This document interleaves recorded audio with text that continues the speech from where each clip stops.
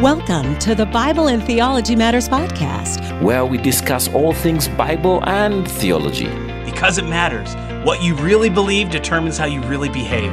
Now, here is your host, Associate Professor of Bible Exposition at Dallas Theological Seminary and Professor of Bible and Theology for the National Theological College and Graduate School, Dr. Paul Weaver.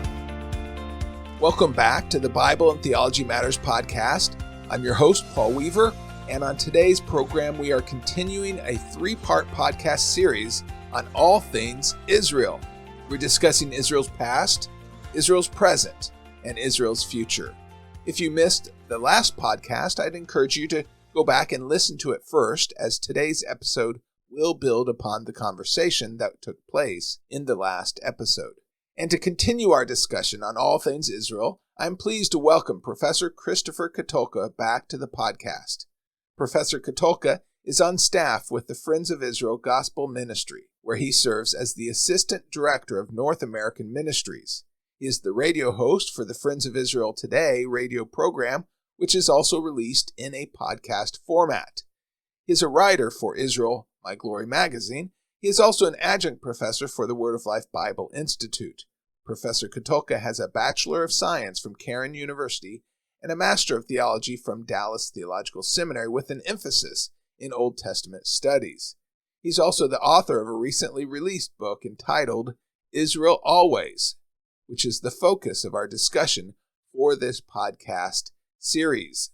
Professor Katulka, welcome back to the Bible and Theology Matters podcast.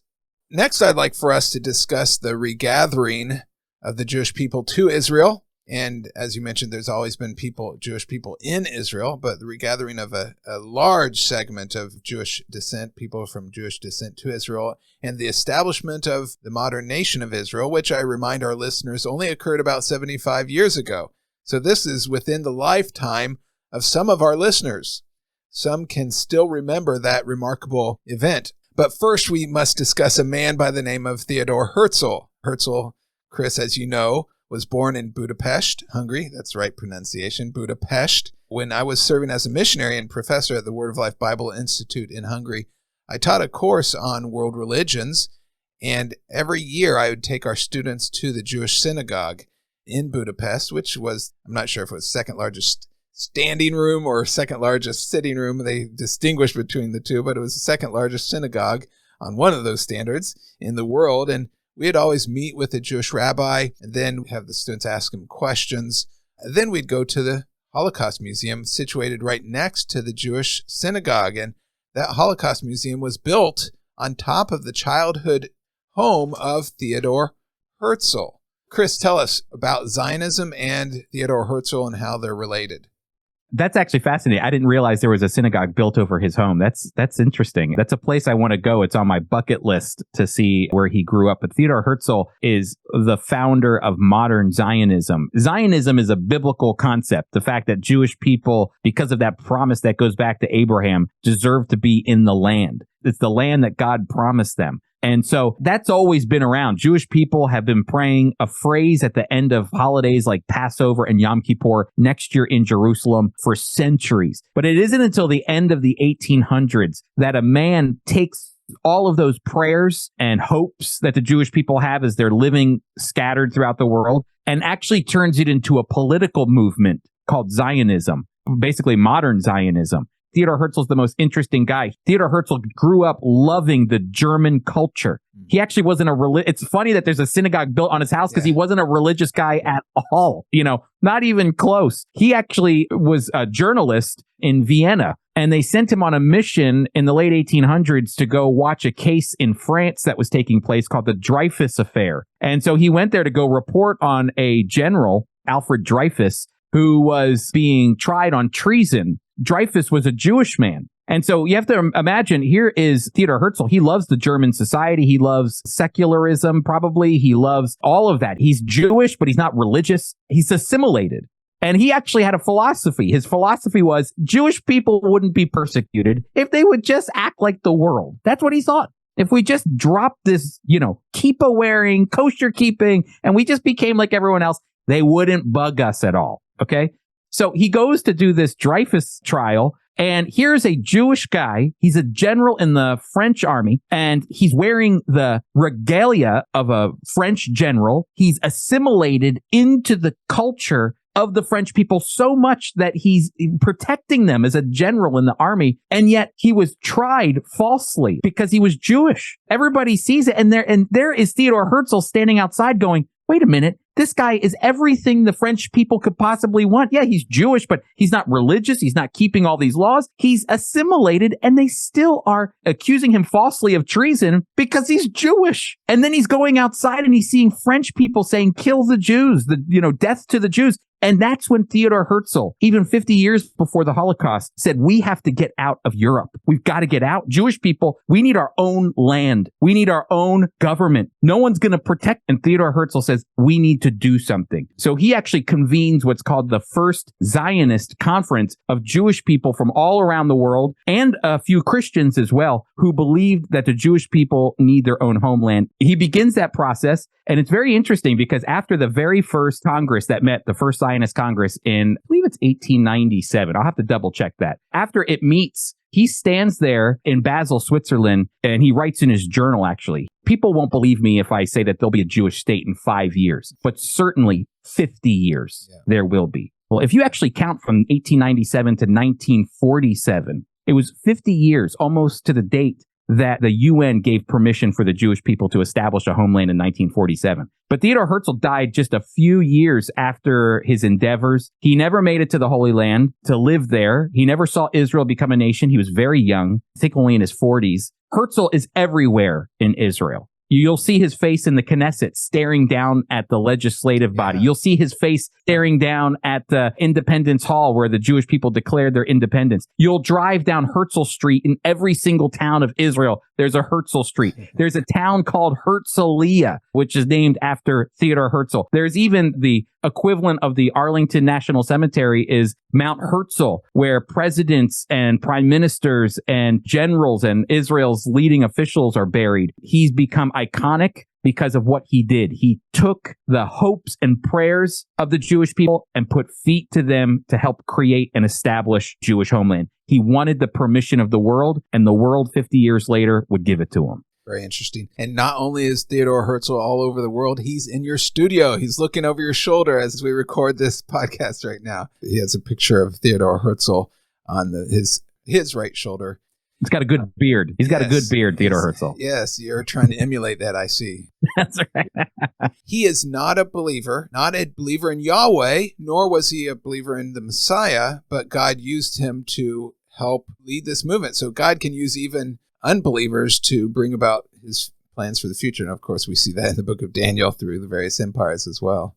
100%. And can I just add this one more thing too, is that he knew that Israel should be the place where Jewish people should go. But I think he even started losing hope, and he came up with a plan called the Uganda plan. Yeah. Instead of going and creating a state in Israel, they would create a state in Uganda. It fell flat on its face, but he was more concerned, not biblically, but more, we've got to get out of Europe before Europe swallows us alive. So that was his mission. So it was primarily political movement, not a religious movement, although he knew that it would bring in probably the religious Jewish people as well, would you say? Yeah. Oh, at that first Zionist Congress, you had a blend of secular, humanist Jewish people. You had socialists, communists, you had capitalists. That's on the political end. On the other end, you have very religious Jewish people, even evangelical Christians were there present. One that maybe we'll talk about at some point named William Heckler, who was very influential in Herzl's life. William Heckler was an Anglican chaplain who went up to Herzl after reading his book,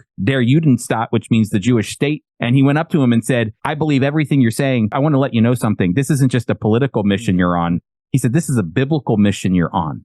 And I know that because of what the Bible teaches. And it's amazing. They became friends. Actually, Heckler was one of the last people that sat by Herzl's side before he passed away. And so Heckler had a big influence as an evangelical Christian in Herzl's life. Very interesting. One last thing before we move on. Some people have tried to spin it and make it sound like Zionism is a racist movement against Arabs, but it's really a response to anti-Semitism against Jewish people. Would you respond to that criticism? Yeah, if I can just go back really quick and say this. A lot of people say Israel was created because of the Holocaust. The Holocaust definitely helped create the state of Israel because of the sympathies. But remember, it was 50 years earlier that Herzl was working he already saw the anti-Semitism like you're talking about in France, of all places. We're not even talking about Germany or Poland. We're talking about France, that he saw this anti-Semitism. So yes, Zionism was created because he was wondering who's going to protect us when the governments that we love and the countries that we love, like Dreyfus, come against us. Who's going to protect the Jewish people? That's exactly what happened in the Holocaust. A lot of the German Jewish people were Germophiles. They loved the German culture. They were in the government. They were educators in their colleges. They were, doctors and lawyers and bankers and professors and all of that. And then what? All of a sudden, the country that they loved turned 180 degrees and had a gun against their head at that point. Herzl saw that and said, who's going to protect those people? That's why we need our own army. We need our own government. We need our own democracy, our own way of doing Jewish life so that we can protect ourselves from enemies that are surrounding us. But it's not an anti-Arab movement at all, is it? Not at all. I mean, if you want to get into the politics of it, the Israeli government has Arab members of Knesset. Those are basically politicians. It has Arab members of the Supreme Court. Arabs play a vital role. Muslims and Christians play a vital role in the fabric of Israeli society today. Well, we are discussing Professor Christopher Katulka's book, Israel Always, subtitled Experiencing God's Steadfast Purpose for Everyone Through His Chosen People. In Chapter 9, you've entitled it The Rebirth of Israel. You discuss the events leading up to and the establishing of modern Israel, the modern state of Israel. Please recount a few of those events for us. I love this. The Jewish people had been immigrating back to the land for quite some time. And there was even persecution from the British people at this time. As the Holocaust is raging, Britain actually has control over what was called British Palestine, or Mandate Palestine, which is the British control over it. They controlled it between 1917 and 1948. And so leading up to Israel's independence in May 14th, 1948, the British have control. And there's a lot of suffering that the Jewish people are going through because the British went from actually supporting wanting to help create a Jewish state in 1917 with a very important document called the Balfour Declaration to, by the time you get to the 1920s and 1930s, there was a lot of pressure coming from the Arab world. The British started changing their opinion on wanting to establish a Jewish state. So as the Holocaust is going on and Jewish people went out of Eastern Europe, they're thinking, let's just go down. There's already Jewish people down and Mandate Palestine and British Palestine. Let's just go down there. Well, no, they were turning them away. No, you can't come here. You can't come here. You've got to go somewhere else. They were coming in illegally. It was technically illegal for Jewish people to immigrate to Mandate Palestine. And so to British Palestine. So all of these events are taking place. And then finally, the British decide, okay, we're going to leave this place now, through a series of events. In 1947, the UN, through series of commissions, decided to create what was called this plan to create a Jewish state and also to create a Palestinian state, essentially. It was the first two-state solution. And so in 1947, Resolution 181 passed, and the Jewish people had a right to create their own state. So it would be a few months later, as it was leading up to when the British would finally leave British Palestine and turn the keys over, essentially, that the Jewish people had to make a choice that were living in that area, and they decided to go ahead and to create a Jewish state. And there were still debates on whether or not they should do that. They knew the moment if they would have created a state then, that they knew they would be going to war. I mean, war was going to happen. They knew it. It even determined the place that they had their Declaration of Independence. They chose an art museum that was once the home of Tel Aviv's Mayor Dizengoff. And they chose that place because it's partly underground. And they thought, you know what, if we're doing this, we don't want, if an attack happens, we want to be in a safe place. They only send out invitations, to a select group of people. So as the British were leaving, they were leaving just as the Sabbath was coming in. And so they needed to get this done before 4 p.m. And so I think the event was taking place around 3 p.m. And they only wanted a select group of people there because they didn't want to draw attention so that then a war would start. Well, try keeping a secret in Israel. It's impossible. There were people lining the streets. It was please don't tell anybody. It said it on the invitations. You're invited, but don't tell anyone. Boom. The streets are filled with Jewish people waiting in anticipation for David Ben-Gurion to read his Declaration of Independence. And that happened that day. Again, there was tension. There was tension politically around the world. Many advisors of Harry Truman here in the United States, many of his advisors were saying you should not endorse a state of Israel. They will be wiped out by the Arab nations. It's not a good idea. Harry Truman did it against the will of all of his advisors. He supported a Jewish state. But by May 14th, 1948, Israel declared its independence. It's the third commonwealth in Jewish history of the Jewish people. The first one, of course, during the days of the kings of Israel that go back to Saul and David. That's a commonwealth of Israel. And then, again, we talked about Hanukkah. That's the second commonwealth of Israel. When finally Simon, one of the sons of Mattathias, was given permission to have complete independence from the Seleucids. That's the second commonwealth. That happened in 142 BC. And then finally, in 1948, is the third commonwealth of Jewish sovereignty in the land of Israel, when the Jewish people declared independence. And within hours, Israel was at war with its neighbors, Jordan, Egypt, Syria, Lebanon. Iraq was in that mix as well. And so within moments, you have to imagine many of the people who fought in Israel's first independence war were Holocaust survivors. And so they are fighting for their independence, which is just something amazing to think. You get off a boat after witnessing the Holocaust, you survive it, and then you're handed a gun and told to defend your freedom. And so that's very important to Israel's history. And one of those is, his stories are often on your FOI radio program. Father of a friend of ours, Menno Kalischer's father, Zvi Kalischer, right? One of the Holocaust survivors that fought in this war. Yep, Zvi came over as a boy from Eastern Europe, and he made his way down into Israel. And he actually said, I had one of the worst jobs ever. His job was to go crawl on his belly and look for landmines.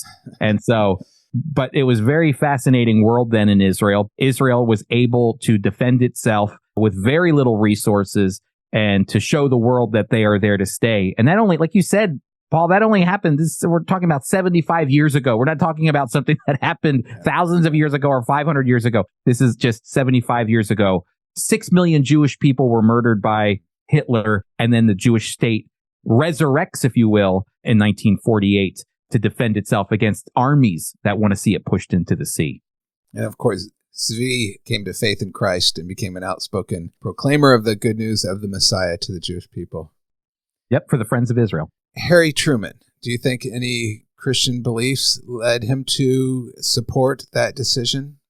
In the book, I have a chapter on U.S. history or connection with Israel, and I go back to the histories of the presidents with wanting to see a Jewish state established. And you'd be surprised how many presidents recall growing up in Sunday school and hearing the fact that one day the Jewish people would reestablish a homeland for themselves. And Harry Truman was one of them. Harry Truman actually considered himself a bit like Cyrus the Great to let the Jewish people come back in the land. So that was important to him. But yes, his biblical upbringing mattered to him. Especially the presidents in the 1950s and 60s and 70s, when you would hear them speak about Israel, it was a part of the fabric of who they were growing up in church. That it mattered. Even so much back to Lincoln. Lincoln, his last final written words were, I wish to see Jerusalem. And it mattered to him as a Christian man. John Adams wished to see a Jewish state established because of the importance of the Jewish people, not only biblically, but how they impact the societies that they live in. And so it's a fascinating study. But yeah, Harry Truman definitely recalls what he learned biblically that gave him the confidence to go forward with supporting Israel and the Jewish people. Well, you have a chapter entitled Hanging On by a Thread with the subtitle The Early Years of the State of Israel. And in that chapter, you recount some of the staggering things that took place as it relates to the immigration of Jewish people to the land, housing crisis that resulted, economic problems, the rationing of food, and more. Please highlight some of these challenges that the nation of Israel faced in its infancy.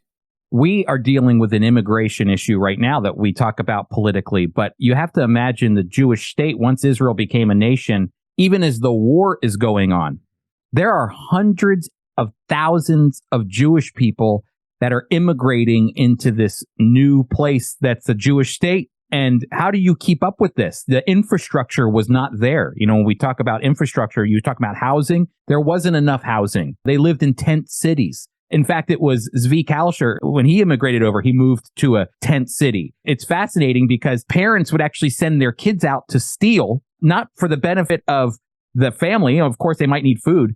But if the kid got caught 4 times, he'd get put in a home and then you'd have an education. So Zvi recounts even being one of those kids that would go steal just to get put in jail so you didn't have to live in a tent. That's the way it worked. They lived in these tent cities, and the tent cities had police officers. It was the infrastructure for bringing in all of these immigrants. And they weren't just coming from Europe. They were coming from the Middle East as well. As Israel became a nation in 1948, people don't talk about this, but there was a mass forced exodus of Jewish people from the Middle East because the Arab nations, after Israel became a nation, forced them out. Libyan Jews, Egyptian Jews, Jordanian and Syria and Iraq and Iran, they were forced out. In the Middle East, the Jewish people alone that were forced out within the first 10 years of Israel, somewhere between 800,000 to 1 million Jewish people were displaced, forcibly displaced from their homelands in the Middle East, and then had to go to Israel. Israel doubled its population in just a few years because of immigration. Could you imagine America going from 350 million to 700 million people and immigrants alone? The infrastructure is not there. It was the same thing with food, the economy, housing. All of these things created a crisis. So actually, Israel was founded pretty much on socialist principles. So they adopted a socialist mentality. It didn't matter if you were rich or poor. Everybody was put on rations for food. Grocery stores were like DMVs. You had a rationing amount of food that you could get for each family. They actually scientifically were able to boil it down to how many calories can a person survive on per day? And that's what they boiled it down to per family. And so, of course, that created a black market in Israel where people went underground and things of that nature. But one of the signatories of the Declaration of Independence actually became the czar, if you will, of the rationing for Israel. And you can imagine what his reputation was like. He became a founder of Israel, and then boom, just like that, his name is mud because of having to ration. But they rationed food, they rationed furniture, they created ways in order to survive. They were able to eventually build apartments that even Americans, I don't think, would move into, but just something to put a roof over the heads of those immigrants that nearly doubled the size of the state of Israel in just a few years. Yeah, the square footage, I remember in your book, I think you said like 600 square foot or something, apartments. Yep, for a family. Exactly. They didn't really have a dining room. There was a very rough kitchen. There were no bathrooms. It was very, very basic accommodations. So there's a transition, as you mentioned, from more of a socialistic and kibbutz and communal living to what Benjamin Netanyahu helped to develop a strong, thriving democracy.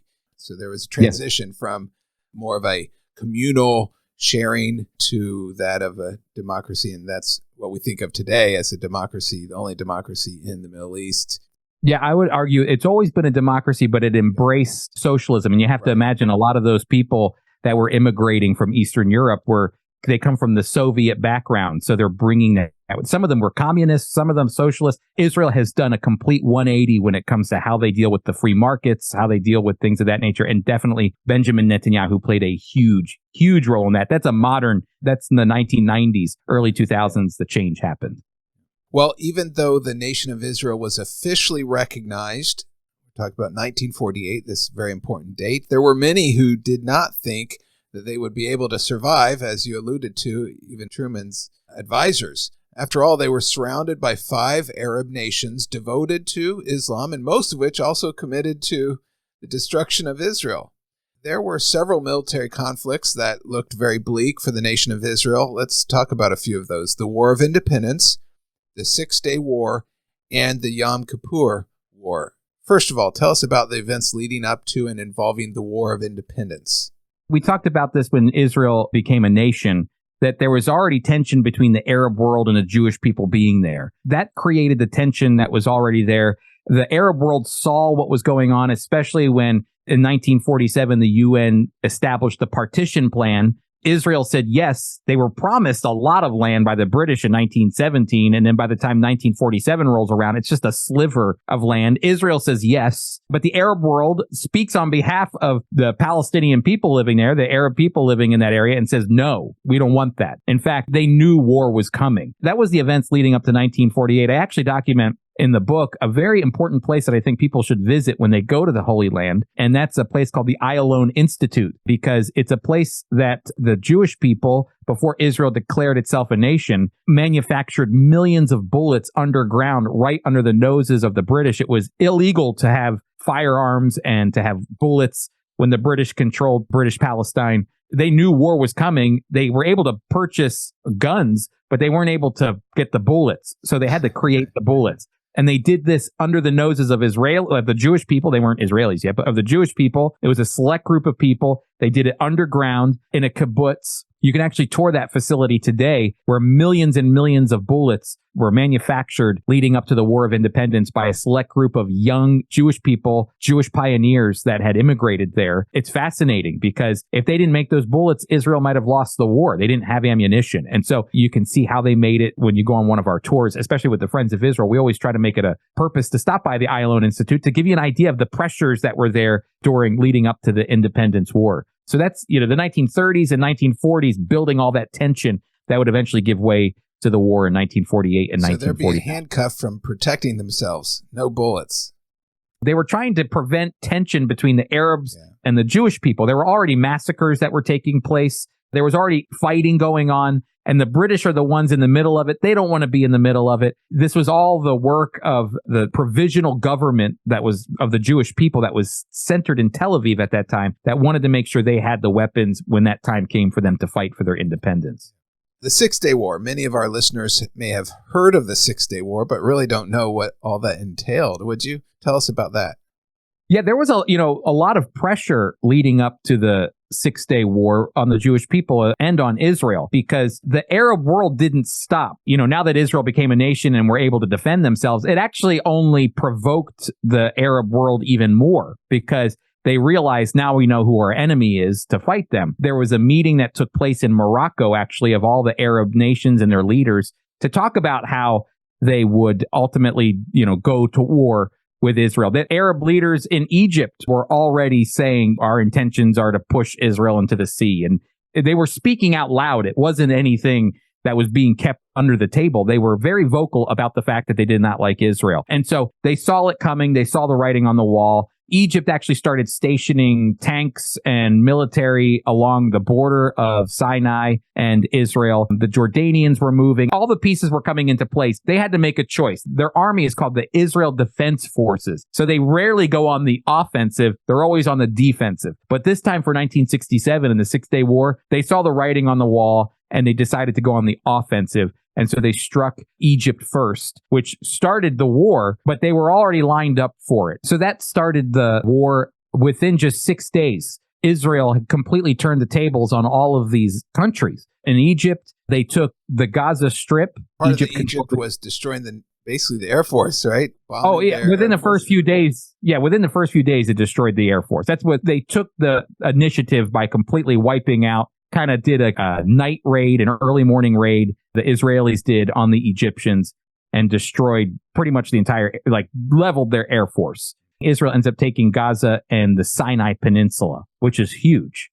And then to the east, they have Jordan. Jordan was controlling the West Bank at that time. Israel takes the West Bank in 1967 and pushes the Jordanians back. And then finally, up in the north with Syria, they push the Syrians back and they take the Golan Heights. And so in the 1980s, Israel returned the Sinai Peninsula for peace with Egypt, which did happen. Jordanians did not want the West Bank back, which is interesting. They didn't want to enter into another conflict. They didn't want it back. They were looking more for a two-state solution. And then Israel never returned the Golan Heights in order to keep that buffer zone between Syria and Israel. But Israel did more than double itself in 6 days. In 1967, they really showed themselves as an army. They were no longer, the little guys on the street. They showed themselves to be the army that could defeat nations more than once. Right. And so it showed the world. Exactly. And to take land. So the 1967 war created the kind of the political structures and the political issues that we deal with today, that on the Israeli-Palestinian conflict. And quickly, you mentioned the two-state option. Can you explain that for our listeners? That the Jordanians wanted more of a two-state solution. Correct. Yeah, Jordan was actually created as a state for the Palestinians to go to. In fact, the Hashmonite kingdom, which is Jordan, the vast majority of their citizens are Palestinians in Jordan. And so I think they looked at it more almost as an extension, but an opportunity for the Palestinians to create their own state there. It hasn't happened yet, even though there have been a series of peace agreements that have come since 1967 to try to help create a Palestinian state between the Israelis and Palestinians. The Palestinian leaders would always often refuse to create a state. Abba Eban has a great line that says, the Palestinians never miss an opportunity to miss an opportunity. And so that's because there have always been, there's been plenty of opportunities to create a state for the Palestinians, but they've always just turned and said, no, we don't want it. Right. Yeah, we want it all. Exactly. Yeah. Well, what is the Yom Kippur War and why is it significant? The Yom Kippur War was the last serious aggression between Syria and Egypt for the Israelis and their neighbors. And by aggression, I mean like a major all-out serious war. There will be other wars that follow, like the Lebanon War in the 1980s and the Palestinian conflict that they're always dealing with. But this one is one that involves tank battles and things of that nature. And so in 1973, on Yom Kippur, which is the holiest day of the Jewish people, the Egyptians and the Syrians did a sneak attack on the Israelis. They saw it coming, but Golda Meir was the prime minister at that time. The Israelis got a lot of flack for initiating the Six-Day War from the global community. You started the war. War was going to happen in 1967, but they went on the offensive, not the defensive. Well, this time, Golda Meir didn't want to hear from everybody, so she just was waiting and waiting and waiting. They knew war was coming. And then finally, by that point, it was too late. There's a place up in the Golan Heights called the Valley of Tears, which is on the border of Israel in the Golan Heights and Syria, where a very strategic tank battle took place where it could have resulted in Syria coming down into Israel. But by, again, I believe the providence of God and protection, Israel completely outnumbered because it was a sneak attack, was able to defend itself against the Syrians in a very strategic tank battle in 1973. There's a lot more to that story, but just for time's sake, Israel once again outnumbered, but able to defend itself. So I encourage you to get your own copy of Israel Always, Experiencing God's Steadfast Purpose for Everyone Through His Chosen People. This week's podcast and last week's podcast has been a quick summary of Israel's history from Abraham until the modern state of Israel. I trust that you have found it informative and helpful. The very existence of the nation of Israel is a testament to the faithfulness of God. God most definitely has a plan and purpose for the nation of Israel, and none of the attempts by Satan to thwart God's plans will be successful. If you've enjoyed our discussion, would you please like this podcast on whatever podcast platform that you are using to listen to it and leave us a 5-star review. This will help the Bible and Theology Matters podcast to become more accessible to those who are looking for faith-affirming programming. And can I encourage you to get your own copy of Professor Katulka's book, Israel Always? You can buy it at Amazon.com or HarvestHousePublishers.com. I hope that you will join us again next week. In next week's podcast, we will continue our discussion with Chris about the nation of Israel in the present and discuss God's purpose and plans for the nation of Israel in the future. You will certainly not want to miss it. But until next time, never forget, Bible and theology matters because what you believe determines how you behave. Bible and Theology Matters podcast is a listener-supported podcast devoted to helping Christians grow in their knowledge of the Word of God and in their relationship to the God of the Word. To learn how you can partner with the Bible and Theology Matters podcast, visit us at BibleandTheologyMatters.com. That's Bible, A-N-D, TheologyMatters.com.